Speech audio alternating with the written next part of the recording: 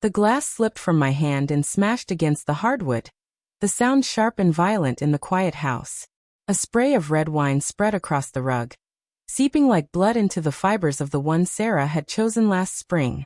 My fingers were still trembling, my ears ringing, her laughter echoing there, cruel and dismissive.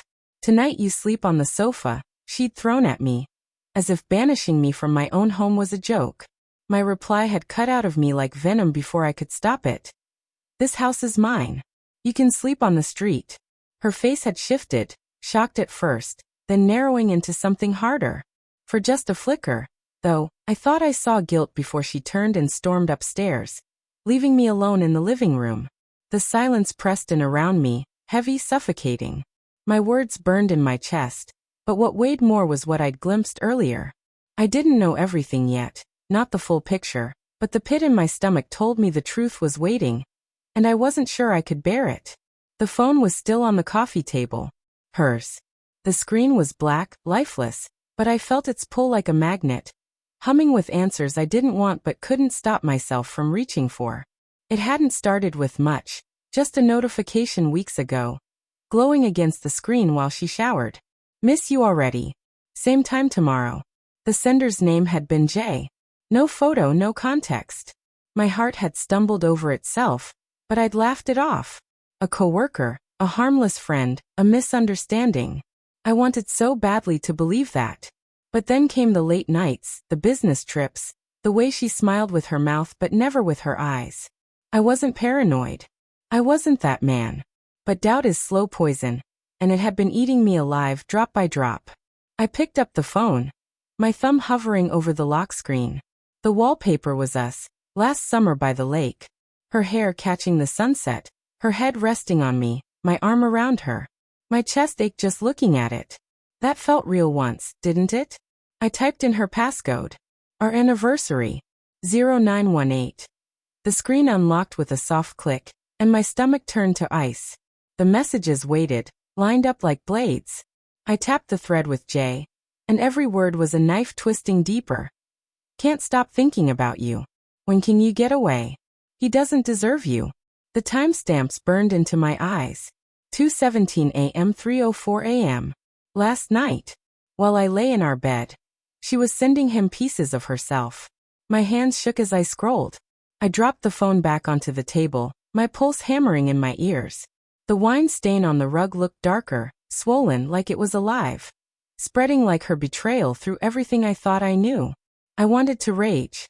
I wanted to shatter every glass, every picture frame in this house. But instead I sat motionless, drowning in 6 months of memories. The locked phone, the strange perfume clinging to her clothes, the way she'd recoiled from me when I touched her, as if I were an intruder in her life. Had I been blind? Or had I chosen to ignore it all until it broke me? The creak of footsteps on the stairs snapped me upright. My hand darted, shutting the phone and setting it back on the table just as her figure appeared. Sarah. Her damp hair fell loose, framing her face. She wore the oversized sweater I'd bought her years ago, looking small, almost fragile, but her eyes were sharp, guarded. "You're still up," she said flatly, testing the air. "Couldn't sleep," I muttered, glancing at the phone. Did she know I'd seen it? Was she bracing for the explosion? My chest was burning with words, but they clogged in my throat. What if I was wrong? What if I'd twisted something harmless into a monster? But the messages, God, the messages, were carved into me. She walked toward me, her steps quiet, and perched on the armrest of the couch, just out of reach. "We need to talk," she said softly. The tone was gentle, but it carried an edge, like a knife hidden in silk. My stomach twisted. "About what?" I asked, sharper than I meant. My hands clenched together to hide their shaking. The room vibrated with tension. Her eyes flickered down, fingers tugging at her sweater. "I've been thinking things haven't been right between us. You know that." I laughed bitterly, hollow. "Haven't been right? That's what you're going with." My voice rose, cracking under the weight. "What's his name, Sarah? Who the hell is Jay?" Her face drained, lips parting soundlessly. For a second I thought she'd spin some lie, patch the bleeding wound with quick words. But then her shoulders dropped, her eyes finally meeting mine, really meeting them, for the first time in months. You went through my phone, she said. Not a question. You left it out. I snapped, rising to my feet. The air felt too tight, too small to hold my fury. Did you think I wouldn't notice? The secrets? The late nights? The way you look at me like I'm already gone. My voice cracked again, and I hated myself for it. Tell me who he is. She rose too, her hands lifted like she could calm me, like I was some wild animal ready to strike. It's not what you think, she said, but her trembling voice betrayed her. Jay, he's just someone I work with. We got close, but it's not. Don't lie to me. The words tore out of me.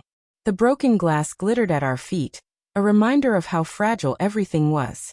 I saw the messages. Miss you already. He doesn't deserve you. What the hell am I supposed to think? Her eyes filled with tears, spilling over. But I couldn't tell if they were real or staged. I didn't mean for it to happen, she whispered. I was lonely, okay? You were always gone. Always working.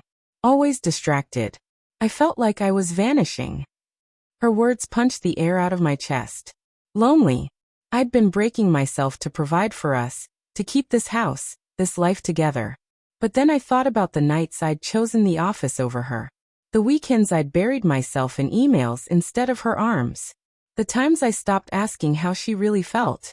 Did I push her away? Was I part of the reason she reached for someone else? I didn't sleep with him, she choked out, barely audible. I swear I didn't. But I wanted to. I thought about it. The confession sliced through me worse than anything.